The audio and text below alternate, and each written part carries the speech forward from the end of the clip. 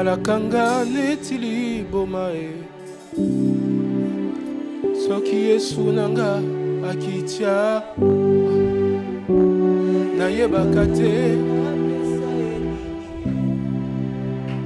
nyonso nangai eza Yesu andima ngambo ya bomoi na ngai andima ngambo ya mikumba na ngai andima ngambo ya mituna na ngai bolingwa boye. Est-ce qu'on peut le chanter en sourdine? Salakanga netili boma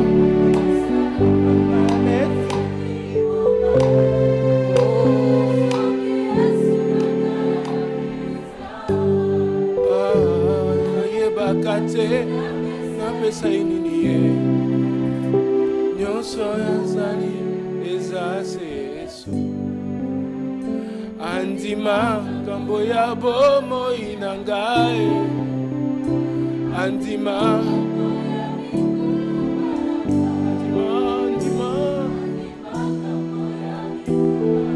olingwa boye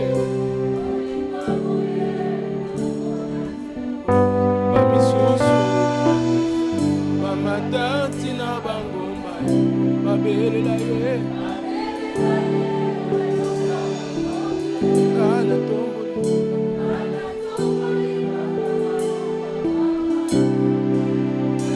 akitimba ayokalo sabo Yesu azali awa Yesu azali awa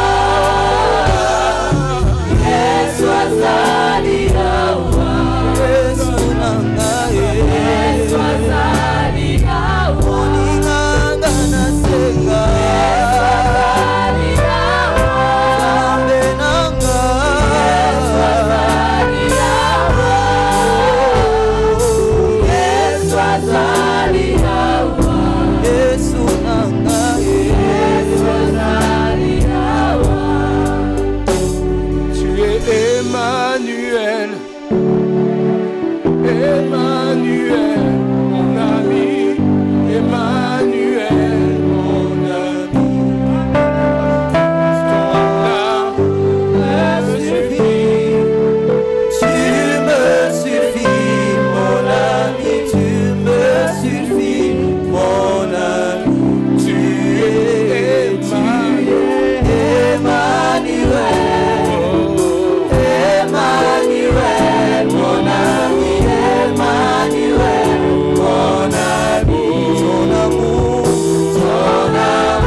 me suffit, tu me suffis, mon ami, tu me suffis, mon ami, tu es Emmanuel,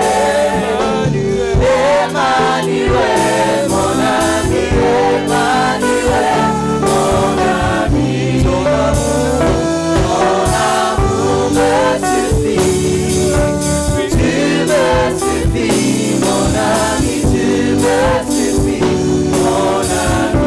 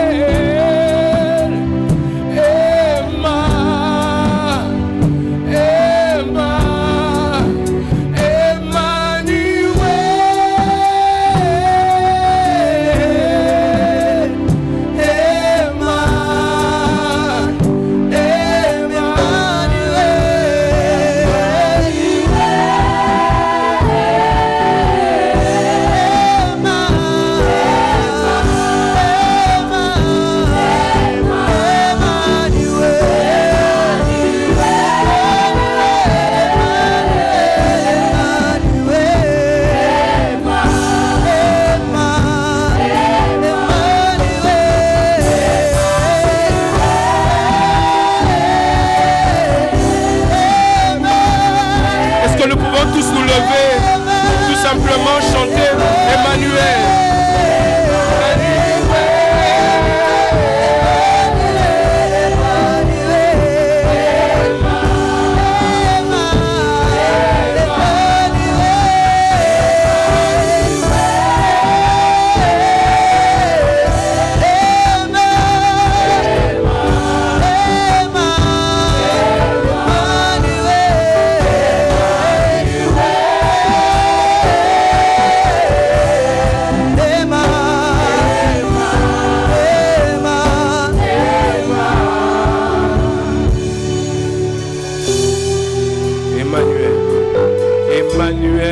parmi nous. Emmanuel, Dieu parmi nous.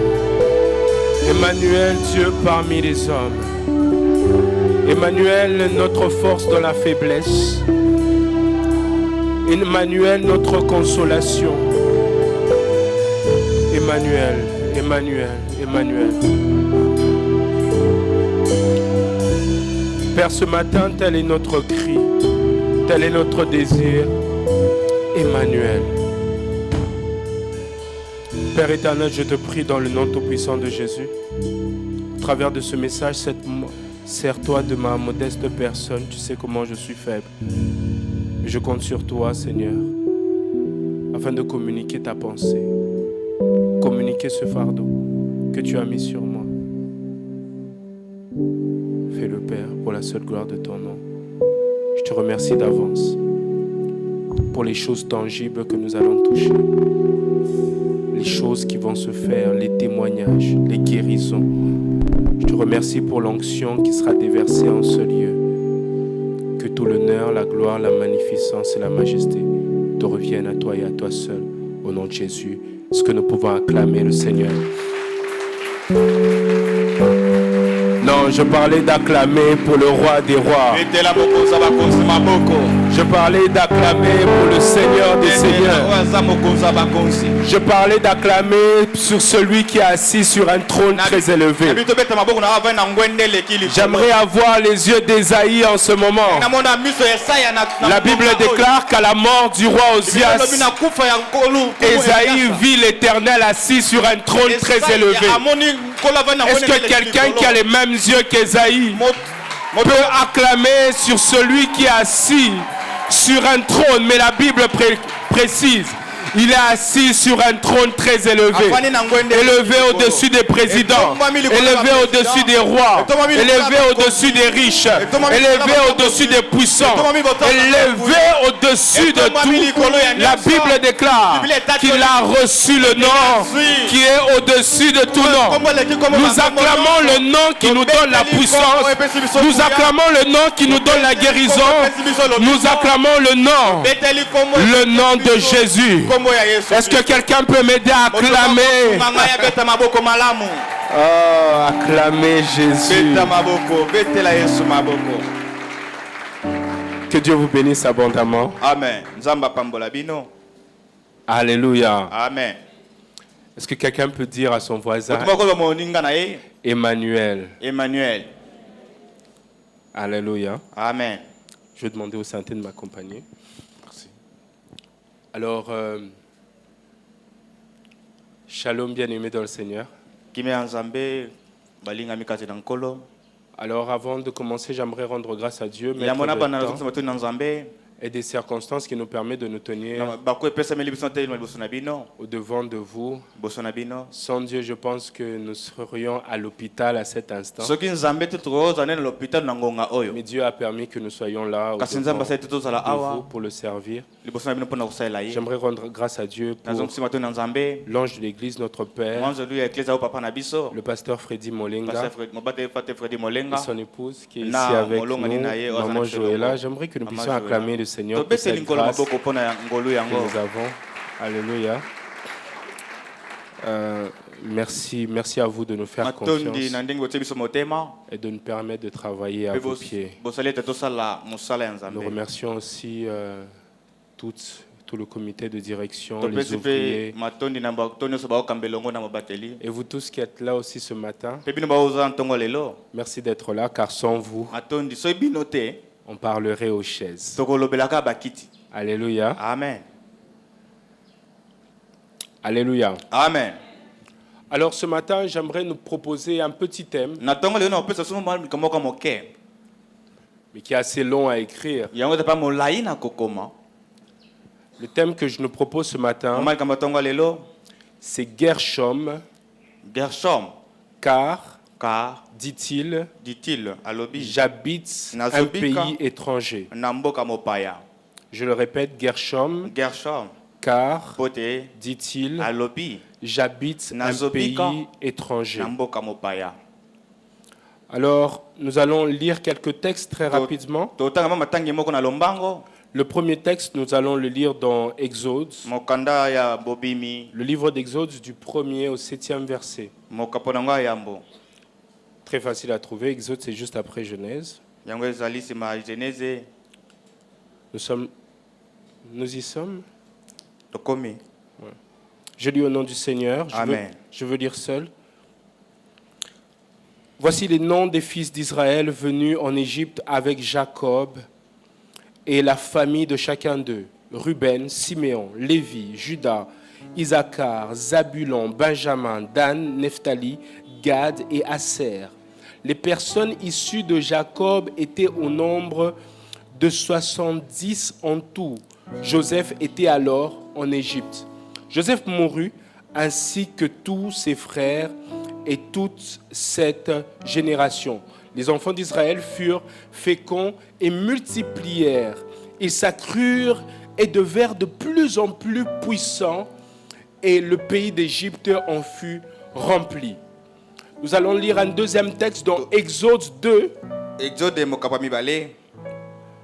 À partir du 11e verset, du 11e au 22e verset. Il est question ici de la fuite de Moïse au pays de Madian. À partir du verset 11, je lis au nom du Seigneur. Amen. En ces temps-là, Moïse, devenu grand, se rendit vers ses frères et fut témoin de leurs pénibles travaux. Il vit un Égyptien qui frappait un Hébreu d'entre ses frères. Il regarda de côté et d'autre, et voyant qu'il n'y avait personne, il tua l'Égyptien et le cacha dans le sable. Il sortit le jour suivant, et voici deux Hébreux se querellaient. Dit à celui qui avait tort, pourquoi frappes-tu ton prochain? Et cet homme répondit, qui t'a établi chef et juge sur nous? Penses-tu me tuer comme tu as tué l'Égyptien? Moïse eut peur et dit, certainement la chose est connue. Pharaon apprit ce qui s'était passé, et il cherchait à faire mourir Moïse. Mais Moïse s'enfuit de devant de Pharaon et il se retira dans le pays de Madian, où il s'arrêtera près d'un puits. Le sacrificateur de Madian avait 7 filles. Elles vinrent puiser de l'eau et elles remplirent les auges pour abreuver le troupeau et leur père.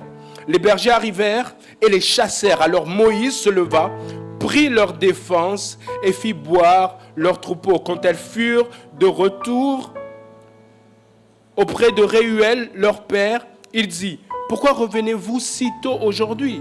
Elles répondirent, un Égyptien nous a délivrés. Notez bien, un Égyptien nous a délivrés de la main des bergers et même il nous a puisé de l'eau. Et il dit à ses filles, où est-il? Pourquoi avez-vous laissé cet homme? Appelez-le pour qu'il prenne quelque nourriture. Moïse se décida de demeurer chez cet homme qui lui donna pour femme Séphora sa fille. Elle enfanta un fils qu'il appela du nom de Gershom, car, dit-il, j'habite un pays étranger. Alléluia. Amen. Je veux nous donner d'autres textes que nous pourrons lire à la maison. Genèse 15. Du 13e au 14e verset. Éphésiens 1. 1er au 14e verset. Et Romains 1. Celui-là, nous allons le lire. Nous allons dans Romains, premier chapitre.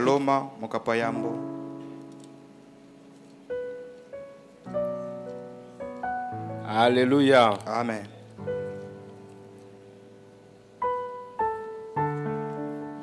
Romains, le premier chapitre. Du premier au Nous allons plutôt aller dans Romains 8. Excusez-moi.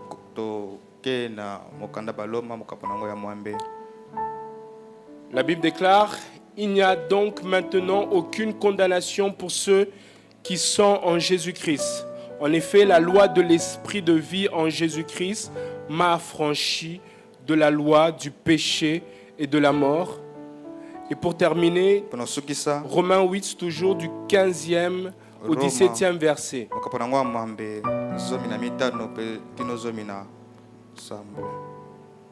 Romains 8, du 15e au 17e verset. Et vous n'avez point reçu un esprit de servitude pour être encore dans la crainte, mais vous avez reçu un esprit d'adoption par lequel nous crions Abba Père. L'Esprit lui-même rend témoignage à notre esprit que nous sommes enfants de Dieu. Or, si nous sommes enfants de Dieu, nous sommes aussi héritiers de Dieu et co-héritiers de Christ.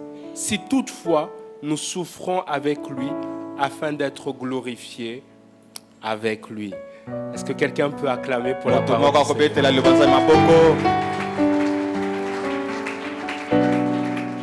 Alléluia. Amen. Alléluia. Amen. Est-ce que ce matin je parle à des héritiers de Dieu? Est-ce que ce matin je parle à des co-héritiers de Christ? Alléluia. Amen. Alors Gershom, car dit-il, j'habite en terre étrangère. Ce thème est tiré du livre de l'Exode. Nous sommes en plein dans le livre d'Exode. Et comme vous le savez, le livre d'Exode est le deuxième livre de la Bible après la Genèse. Étant donné qu'il vient après la Genèse, Exode continue à raconter l'histoire de la famille de Jacob. Exode continue à raconter l'histoire des descendants d'Israël. Il s'inscrit ainsi dans la continuité de ce que Genèse a commencé mais n'a pas terminé. Et c'est comme ça que lorsque Exode introduit l'histoire, Exode cite un verset qui est dans la Genèse. Lorsque vous lisez Genèse 46 et que vous lisez Exode 1, Exode chapitre 1, le verset 1, vous vous rendez compte que Exode est en train de paraphraser Genèse 46. La Bible déclare dans Genèse 46, 8, voici les noms des fils d'Israël qui vinrent en Égypte avec Jacob. Alors que Exode, chapitre 1, le verset 1, dit voici les noms des fils d'Israël venus en Égypte avec Jacob et la famille de chacun d'eux. Avant d'aller de l'avant, j'aimerais rappeler que la thématique principale du livre d'Exode est la sortie des enfants d'Israël de l'Égypte. Dans Exode, on parle de la manière dont les fils d'Israël, le peuple d'Israël est sorti de l'Égypte. Autrement dit, on parle de la manière dont ils ont été libérés de l'Égypte.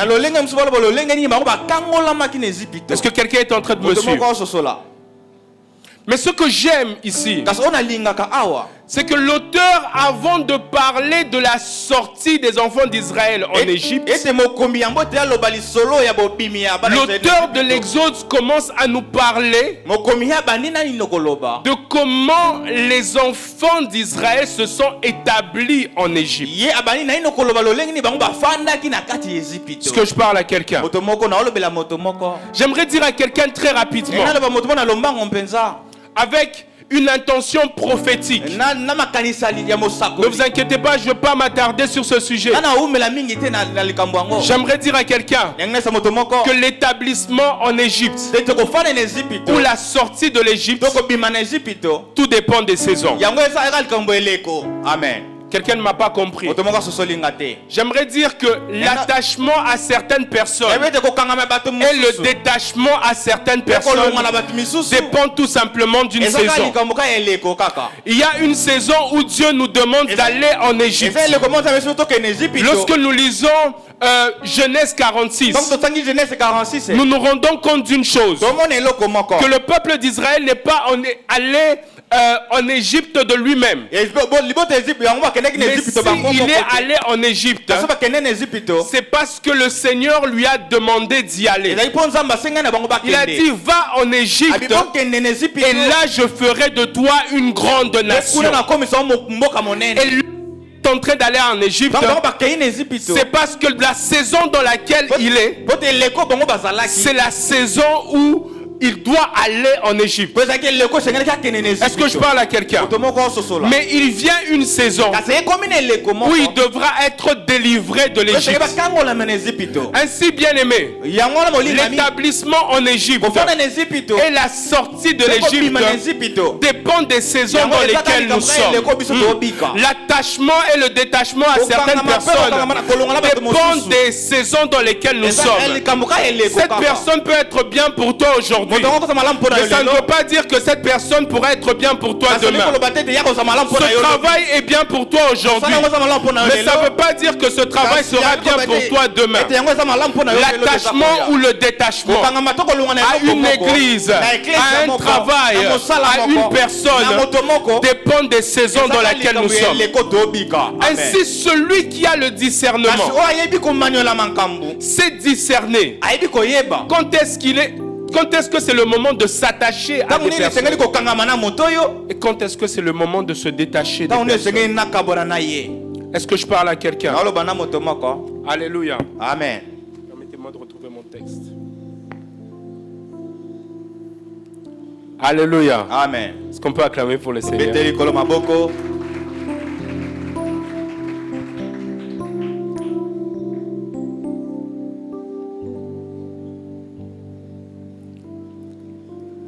Alléluia. Amen. Et donc je disais que l'établissement en Égypte ou la sortie de l'Égypte, tout dépend des saisons. Et l'auteur de l'Exode, lorsqu'il commence ce texte, il dit, voici la liste des fils d'Israël qui sont venus en Égypte avec Jacob et avec toute sa famille. Lorsque je lis la version Louis II, le terme que Louis II est en train d'utiliser est en train de me déranger. En fait, il ne me dérange pas à cause de Louis II, mais il me dérange à cause du fait qu'un lecteur passif de la Bible peut donner une mauvaise interprétation à cause du terme qu'il est en train d'utiliser. Il dit, voici les fils d'Israël qui sont venus en Égypte. Il utilise le terme venir comme si ce déplacement est un déplacement anodin, comme si le déplacement de 70 personnes d'une nation vers une autre est un déplacement normal. Celui qui lit donc la Bible de manière passive trouve que c'est normal. Alors que lorsque Israël se déplace, il ne se déplace pas pour rien. Il se déplace parce qu'une famille a frappé son pays. Alors à ce moment-là, le terme que j'aimerais proposer à lui second, ce n'est pas voici la liste des fils d'Israël qui sont venus en Égypte, mais pour les lecteurs passifs, j'aimerais lui proposer voici la liste des fils d'Israël qui se sont réfugiés en Égypte. Est-ce que quelqu'un me comprend? Parce qu'ici, il ne s'agit pas d'une promenade de santé pour aller s'établir en Égypte. Mais ici, il s'agit de trouver un refuge. Un refuge en Égypte. Et dans cette saison-là, l'Égypte est pour Israël une terre de refuge. Est-ce que quelqu'un est en train de me suivre? Amen. Et lorsqu'on lit, je vous ai dit, le verset 46 de la Genèse, lorsqu'on rentre dans la Genèse, on se rend compte d'une chose, j'aimerais que l'on lise ensemble. Voici ce qu'il est écrit, Genèse 46, du 1er au 3e verset. La Bible déclare, Israël partit avec tout ce qui lui appartenait. Il arriva à Beersheba et il offrit des sacrifices au Dieu de son père Isaac. Dieu parla à Israël dans une vision. Pendant la nuit, il dit, Jacob, Jacob. Israël répondit, me voici. Et Dieu dit, je suis le Dieu de ton père. Ne crains point de descendre en Égypte, car là, est-ce que quelqu'un suit avec moi? Car là c'est où? C'est en Égypte. Car là je te ferai devenir une grande nation. Ainsi dans la première définition, je disais que l'Égypte est le lieu de refuge pour Israël. Mais lorsqu'on lit Genèse 46, on se rend compte que l'Égypte est le lieu de la manifestation de la bénédiction d'Israël. Il lui dit, va là en Égypte et là je ferai de toi une grande nation. J'aimerais dire à quelqu'un, ta bénédiction a une localisation. Quelqu'un ne m'a pas compris. J'aimerais dire à quelqu'un, ta bénédiction a une localisation. Être béni ou pas, tout dépend de la localisation dans laquelle tu es. L'Égypte peut paraître pour toi un mauvais pays, mais lorsque Dieu t'y envoie, c'est parce que en Égypte, il y a ta bénédiction. Je suis en train de parler de manière prophétique et quelqu'un est en train de me recevoir. J'aimerais dire à quelqu'un, en Égypte, il y a ta bénédiction. Le peuple d'Israël ne pouvait manifester sa bénédiction qu'à condition qu'il aille en Égypte. Est-ce que je parle à quelqu'un? Et lorsqu'on lit maintenant Exode, lorsqu'on revient dans Exode 1, le verset 7, la Bible déclare de Israël. La Bible dit, les enfants d'Israël furent féconds et multiplièrent. Ils s'accrurent en devenant de plus en plus puissants. Et le pays en fut rempli. Nous voyons que lorsque le peuple d'Israël est allé en Égypte, là il a commencé à grandir. Il a commencé à manifester la bénédiction que Dieu avait donnée à Abraham. Vous vous souvenez, il a dit à Abraham, je ferai de toi une grande nation. Mais pour que ces choses s'accomplissent, il fallait qu'il soit en Égypte.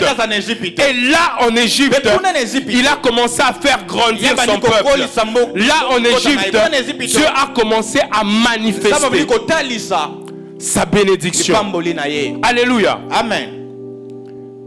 Mais maintenant c'est quand.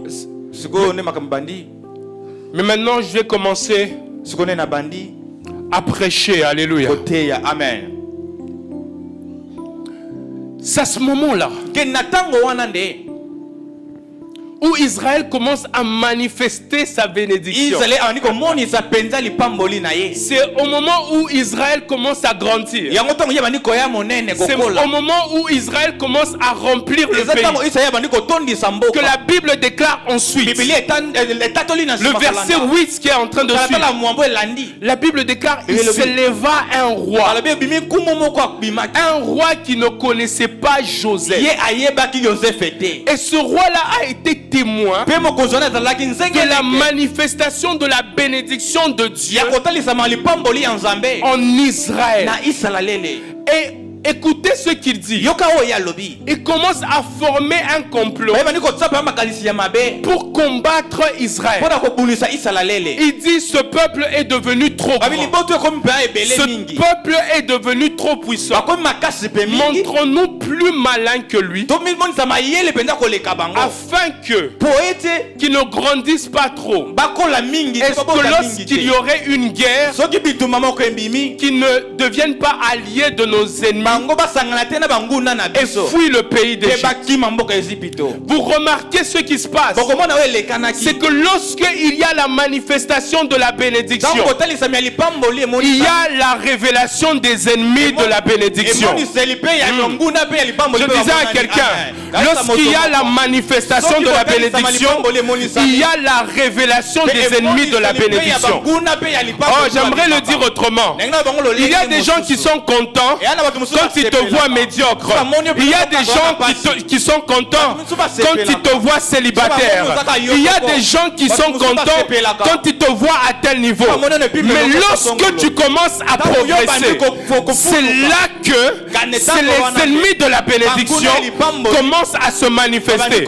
J'aimerais dire à quelqu'un qu'il y a certains combats qui lorsqu'ils se manifestent, vous comprenez tout simplement que vous avez changé de niveau. Quelqu'un ne me comprend pas.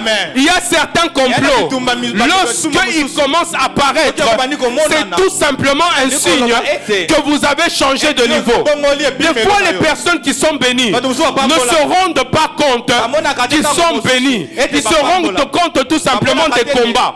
Mais si tu savais qu'on est en train de te combattre parce que toi tu trouves normal que tu te sois marié vierge, les gens sont en train de te combattre pour ça. Parce que pour toi c'est peut-être normal, mais pour eux c'est extraordinaire. Les gens sont en train de te combattre parce que toi tu as des enfants. Pour toi ça paraît ordinaire, mais pour d'autres ça paraît extraordinaire. J'aimerais dire à quelqu'un, lorsque les complots s'élèvent, ça veut dire que tu as changé de niveau.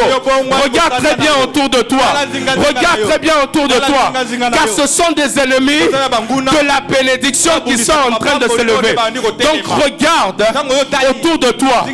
Il y a un niveau qui a changé. Oh, je ne sais pas pourquoi ce matin tu ne me donnes pas un bon amen. Oh, j'avais promis à ma femme que je n'irais pas dans Samuel. Mais je suis en train de voir là derrière Anne qui est en train de sauter et qui est en train de me donner un bon amen. Parce que Anne, les combats de Anne ont commencé lorsque Elkanah lui a donné la double portion. Avant que Elkanah lui donne la double portion, il n'y avait pas de Pénina qui venait la déranger. Mais lorsqu'elle a eu la double portion, Pénina a commencé à la mortifier. Elle ne comprenait pas. Elle trouvait ça peut-être normal. Mais Pénina était en train de lui dire, tu as quelque chose que je n'ai pas. Tu as une grâce que je n'ai pas. Comment on t'aime toi qui est stérile? J'aimerais dire à quelqu'un, tu as quelque chose que les autres n'ont pas. C'est pour ça qu'ils te combattent. Ils voient une grâce que les autres n'ont pas. C'est pour ça qu'ils te combattent. Je ne sais pas si je parle à quelqu'un. Ils voient une double portion que tu as, mais toi tu ne le vois pas. C'est lorsque Joseph a raconté son rêve à ses frères qu'ils ont commencé à comploter contre lui, parce que lui il avait des rêves mais ses frères n'en avaient pas. Il y a certains combats qui viennent parce que tout simplement tu as des rêves, parce que tout simplement tu as des projets, mais d'autres n'ont pas. J'aimerais dire à quelqu'un, ce que tu as, rends grâce à Dieu pour ça, parce que pour certains c'est un objet de complot. Ce que tu as, Rends grâce à Dieu pour ça. Parce que pour certains, c'est l'objet d'un complot. Est-ce que je parle à quelqu'un? Pharaon s'élève pour comploter contre Israël. Parce que Israël grandit. Parce que Israël devient fort. Parce que Israël devient puissant. Pharaon s'élève. Il dit on doit l'étouffer. Et ce matin j'aimerais parler à un Pharaon. Ce pharaon qui essaie de t'étouffer. Ce pharaon qui forme des complots. Les pharaons comploteurs. J'aimerais dire à Pharaon, Ésaïe 54, 15, la Bible déclare, si l'on forme des complots contre toi, sache que cela ne viendra pas de moi. Mais quiconque se liguera contre toi tombera sous ton pouvoir. J'aimerais le déclarer dans le nom tout puissant de Jésus, que les pharaons qui complotent contre toi tomberont sur ton pouvoir. Ils tomberont sur ton pouvoir. Ils tomberont sur ton pouvoir. Celui qu'on compte écraser sera celui qui écrase.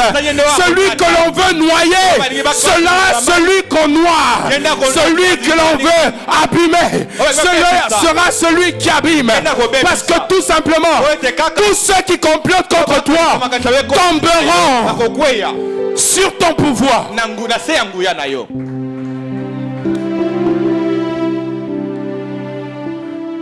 Pharaon fait un complot et il soumet le peuple hébreu à des travaux forcés. Il donne des travaux forcés. Mais quelque chose de plus horrible, c'est que Pharaon demande à ce que tous les enfants mâles, nouveau-nés, hébreux, soient noyés dans le fleuve. Il fait ainsi du fleuve le lieu de la mort. Il fait du fleuve le lieu de la condamnation. Il fait du fleuve le lieu de la mort. Mais bien aimé, j'aime quand je commence à lire le chapitre 2.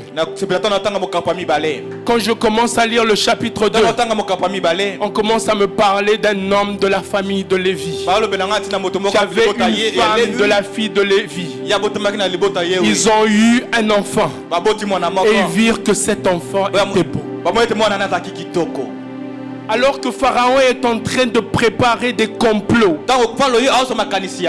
contre le peuple d'Israël, ce que j'aime, c'est que Dieu avait déjà préparé la contre-attaque contre Pharaon. Oh, j'aimerais dire à quelqu'un que Dieu a déjà préparé la contre-attaque. Oh, tu ne me comprends pas très bien. J'aimerais dire à quelqu'un que Dieu a déjà préparé la contre-attaque. J'aime ce qu'il dit de l'agneau. Il dit que l'agneau a été immolé avant la fondation du monde. Avant même que le problème ne puisse faire surface, la solution existait déjà. Alors que Pharaon est en train de faire ce complot, il ne sait pas qu'il y a une solution qui a déjà été prévue. Est-ce que je peux parler avec quelqu'un? Lorsque Dieu prépare la contre-attaque, quelqu'un peut dire à son voisin contre-attaque. Non, dis bien à ton voisin contre-attaque. La contre-attaque, qu'est-ce?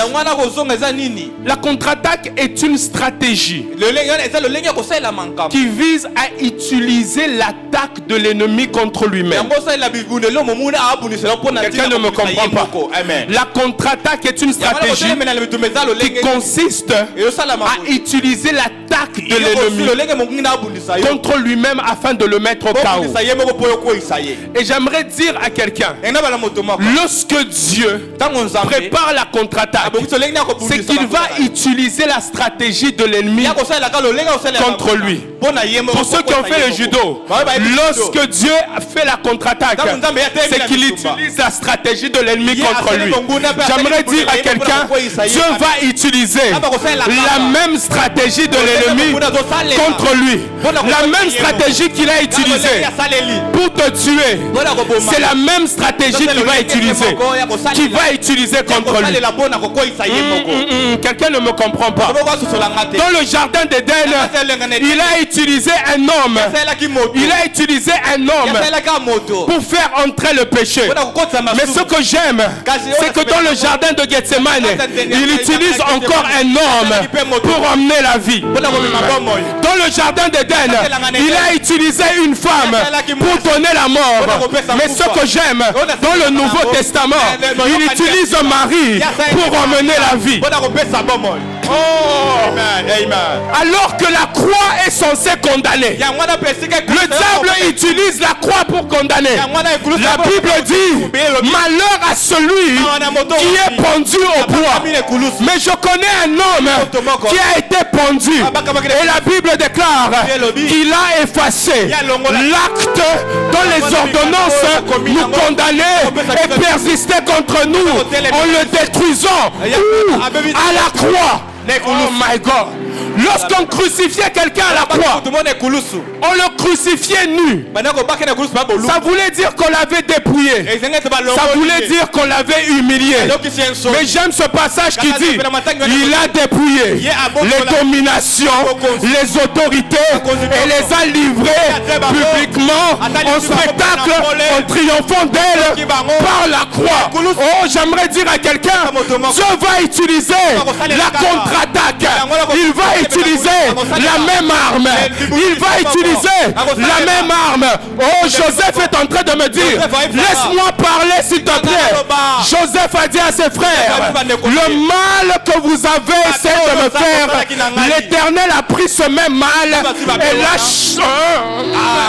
l'a changé en bien. La contre-attaque, c'est que Dieu va utiliser la même arme. J'aimerais dire à quelqu'un, la même arme que l'ennemi utilise contre toi, c'est la même arme que Dieu va utiliser pour toi. Amen. Je n'aimerais pas être à la place de tes ennemis ce matin. La même arme sera utilisée. Mais j'aimerais que nous puissions nous occuper d'abord de Pharaon. Pharaon jette les enfants mâles nouveau-nés dans le fleuve. Mais lorsque Moïse arrive, on le met dans une sorte de panier. On le met dans la même eau. Et la Bible déclare que la fille de Pharaon l'a recueilli et l'a appelé Moïse. Moïse signifie sorti des eaux. Le sauveur que Dieu a suscité est sorti de l'endroit où on condamnait. J'aimerais dire à quelqu'un, on va pas aller loin, on va utiliser la même arme. Pharaon, tu as utilisé l'eau, on va utiliser l'eau. Tu as utilisé l'eau, on va utiliser l'eau. Là où tu as condamné, on va venir sortir un rédempteur. Pharaon, on va utiliser la même eau. On va utiliser la même eau. On ne va pas aller loin. Ce que je suis en train de parler avec quelqu'un, dis à ton voisin, on ne va pas aller loin. On va utiliser la même eau. On va utiliser la même eau. Et Moïse entre dans le palais. C'est dans le palais. Là où on a préparé la condamnation contre le peuple d'Israël. C'est dans le palais que Moïse va vivre. On va utiliser la même arme. On va faire grandir Moïse là-bas. Amen.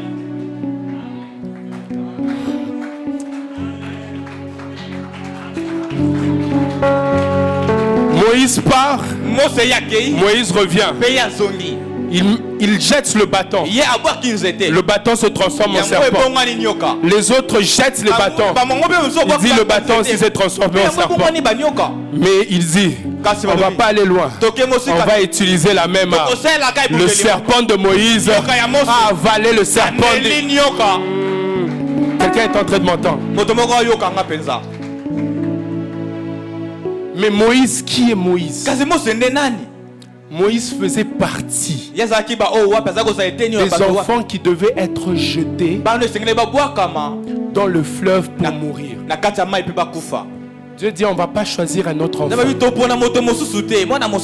On va choisir seulement Moïse. Seulement ce Moïse qui faisait partie de cette génération qui devait mourir. C'est seulement ce Moïse qui va sortir les enfants d'Israël. Et ce que j'aime, c'est que Pharaon, au lieu de rester là où il est, il va poursuivre. Il va poursuivre Moïse. Pharaon, il est dangereux. Et Dieu utilise la contre-attaque. Quelqu'un peut dire à son voisin contre-attaque. J'aime trop cette partie. Ce qui se passe ici, c'est que lorsque Pharaon vient avec ses chars et ses chevaux, il rencontre Moïse et le peuple devant la mer, devant l'eau. Il rencontre le peuple d'Israël.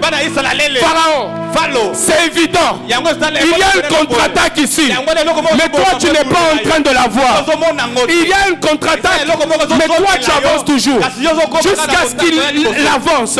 Moïse, qui faisait partie de la génération de ceux qu'on devait tuer, s'élève et dit, les Égyptiens que vous voyez, vous n'allez plus les voir, car moi Moïse, je suis venu pour venger ceux de ma génération.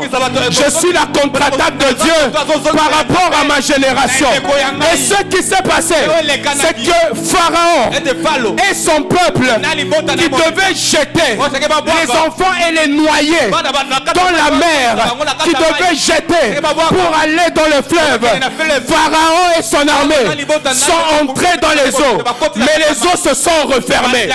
Pourquoi? Parce qu'il y avait contre-attaque. J'aimerais dire, Pharaon, tu as utilisé l'eau pour noyer. Et bien Pharaon, tu vas mourir noyé. Est-ce que je parle à un Pharaon ce matin? Pharaon, tu as voulu me noyer, tu vas mourir noyé. Oh, Pharaon, tu as voulu m'enterrer, tu vas t'enterrer eux-mêmes. J'aimerais dire à quelqu'un, tes ennemis ont creusé une tombe dans laquelle eux-mêmes vont rentrer. Ils vont entrer eux-mêmes. Ils vont entrer eux-mêmes. Ils vont entrer. Je dis à quelqu'un, ils vont rentrer eux-mêmes. Ils vont rentrer eux-mêmes dans la tombe.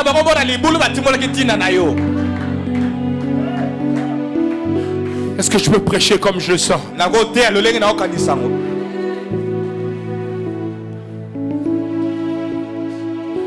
Mais j'aimerais revenir au chapitre 2. Moïse a un enfant dans la maison de Madian. Et il appelle Gershom. Il dit, parce que j'habite un pays étranger.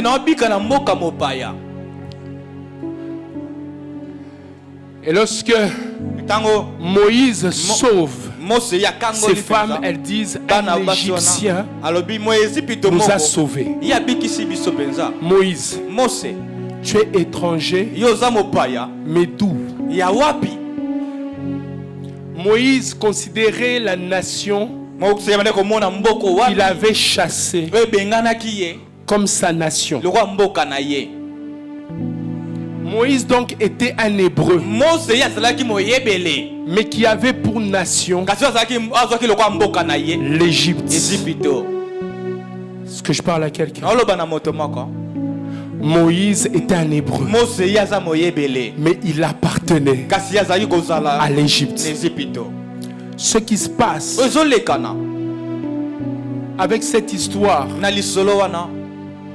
c'est quelque chose de très grave. Parce que Dieu a annoncé à Abraham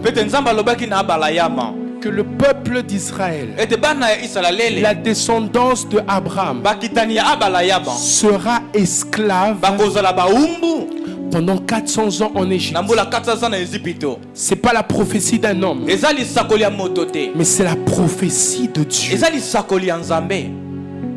Cette prophétie s'est accomplie sur tous les enfants d'Israël, sauf dans la vie de Moïse. C'est étrange. On pourrait même poser la question à Dieu. On voit tous les Hébreux esclaves. Mais comment ce petit garçon de Moïse est en train de jouer dans le palais du roi? Comment ce Moïse se promène librement en Égypte? Il fait ses courses, il rentre à la maison, il ouvre son frigo, il mange, il est libre en Égypte. Alors que Dieu avait annoncé que toute la descendance serait esclave. Est-ce que je peux donner le secret à quelqu'un? Moïse marchait librement en Égypte parce que Moïse avait eu le droit légal de marcher librement en Égypte à cause de ceux qu'il avait été adoptés. Bien aimé, l'adoption est un moyen qui peut nous faire quitter des lois qui sont imposées dans nos vies et nous épargner de la condamnation. Quelqu'un est en train d'arriver là où je suis. Bien aimé, sur tout le monde, il y a des lois établies. Depuis Adam, il y a une condamnation sur nous. Adam a péché. La Bible déclare qu'ils ont tous péché en Adam. Nous avons tous péché en Adam et nous sommes privés de la gloire de Dieu. Mais ce qui se passe, c'est que Dieu met en place par sa sagesse infiniment variée le moyen d'épargner quelques-uns de cette condamnation-là. Est-ce que je peux aller dans justice? Regardez ce qui se passe dans justice. La Bible déclare que les enfants d'Israël firent ce qui était mal aux yeux de l'Éternel. Et Dieu les livra à qui? À Madian. Regardez ce que Madian faisait. Lorsque les fruits devaient sortir, Madian venait. La Bible déclare que Madian détruisait tout et ne laissait rien. Lisez justice. Il précise cela. La Bible dit que Madian ne laissait rien. Mais je m'étonne, Papa Jean-Marc. On parle de Gédéon qui est en train de faire quoi? De moudre du froment. Pour que le froment arrive, il faut qu'on puisse cueillir les fruits, que l'on puisse les mettre à côté et sèche. À ce moment-là, on fait de la farine. À ce moment-là, on peut l'utiliser pour faire un pain. Mais comment est-ce que Gédéon fait du pain alors que Madian a tout pris? Ce qui s'est passé avec Gédéon, c'est que Gédéon a été oublié. Le mot Gédéon veut dire oublié. C'est que Madian est arrivé. Il a tout pris, mais il a oublié. Il a oublié Gédéon. J'aimerais dire à quelqu'un, la sur tout le monde. Mais toi, on va t'oublier. Oh my God. Dis à quelqu'un, je veux moudre le froment. Ça veut dire que lorsque la condamnation était partout, Dieu a laissé quand même quelqu'un qui lui pouvait faire les choses comme les autres. Oh, est-ce que je peux parler de Noé? Dieu a condamné toute la terre, mais il dit à Noé construire une arche. La condamnation est tombée sur toute la terre, mais parce que Noé était dans l'arche, il a été épargné de la condamnation. J'aimerais dire à quelqu'un, ça va frapper tout le monde, mais parce que tu seras dans l'arche, ça ne va pas te frapper. Et j'aime ce que la Bible déclare.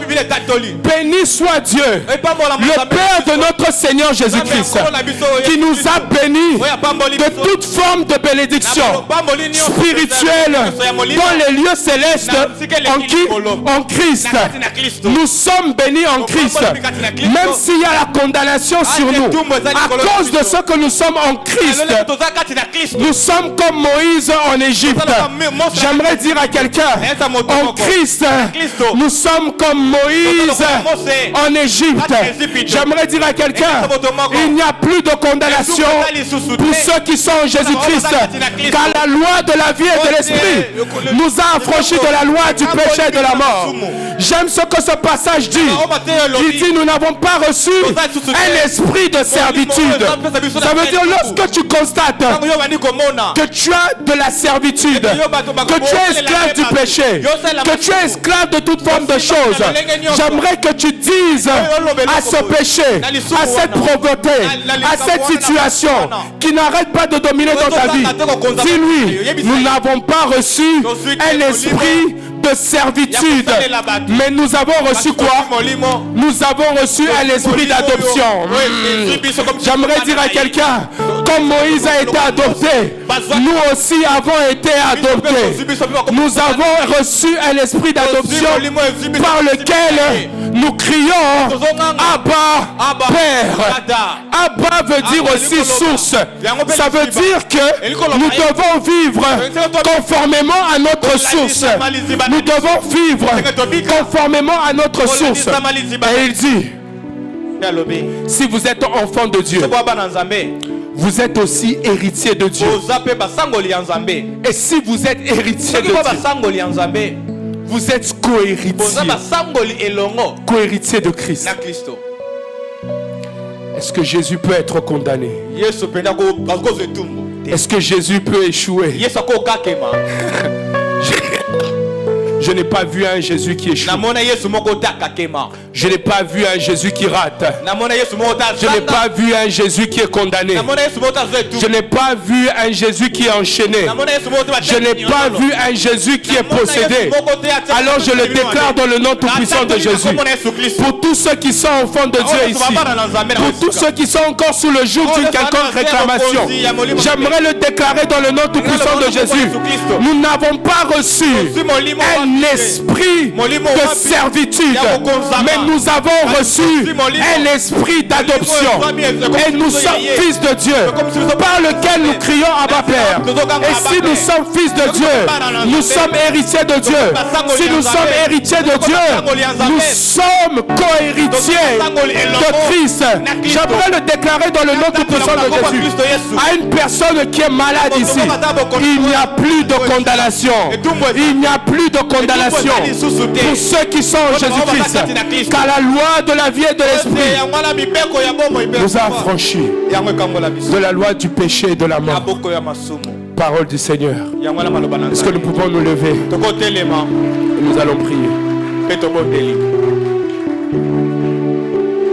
Je ne suis plus esclave de la peur, je suis enfant de Dieu.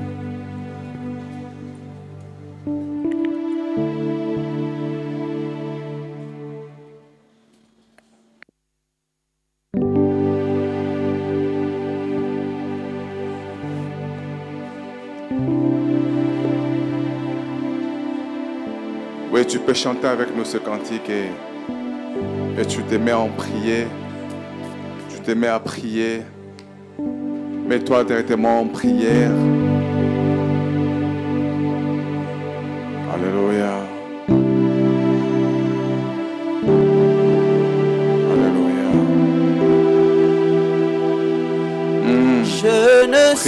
tu es esclave de la peur. Tu n'es plus esclave de la peur, mon frère. Je suis enfant. Tu n'es plus esclave de la peur. Tu n'es plus esclave de rien. Je ne suis plus esclave de la peur.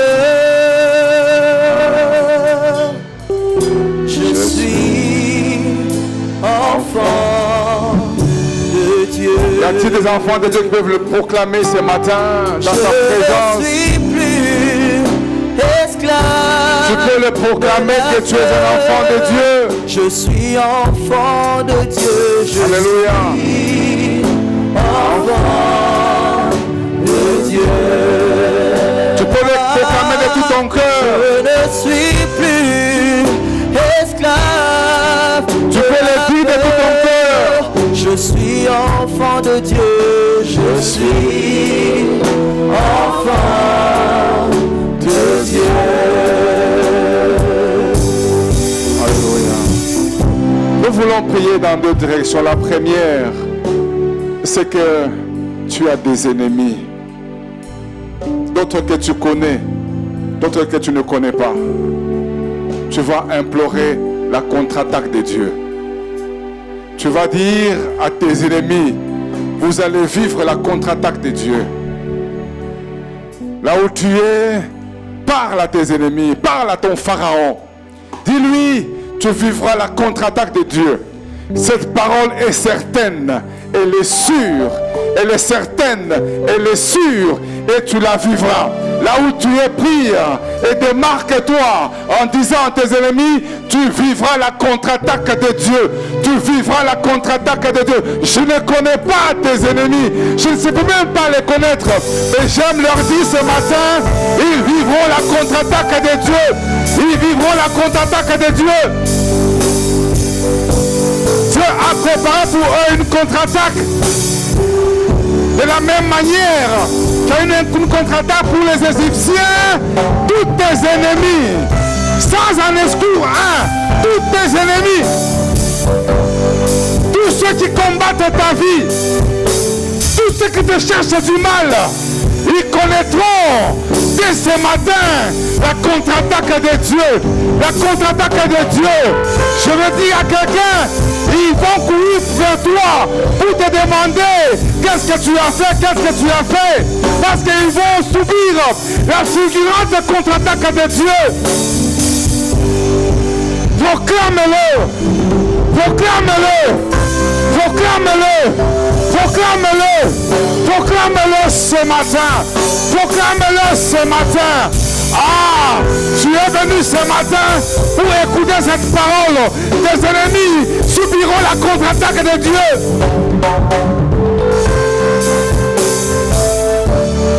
Ils subiront la contre-attaque de Dieu.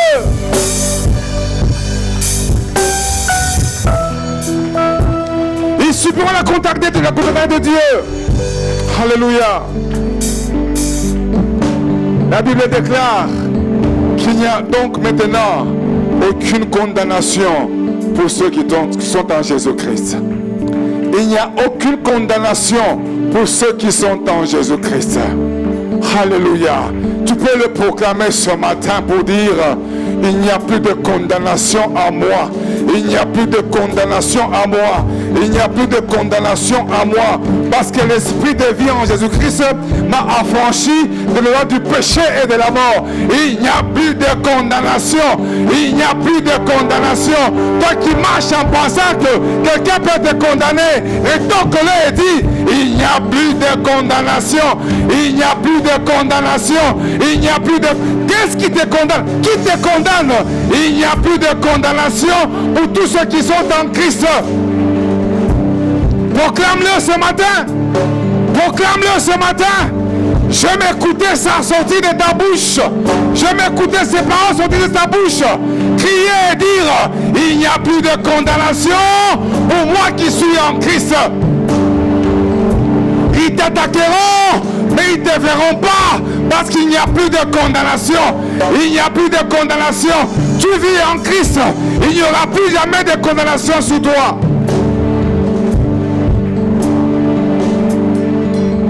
Merci Seigneur pour ta grâce que nous recevons ce matin. Ta parole toute puissante qui nous a franchis, qui nous rend libres. Merci Seigneur parce que tu nous as rendu un signe de gloire invincible, invisible dans le radar de l'ennemi.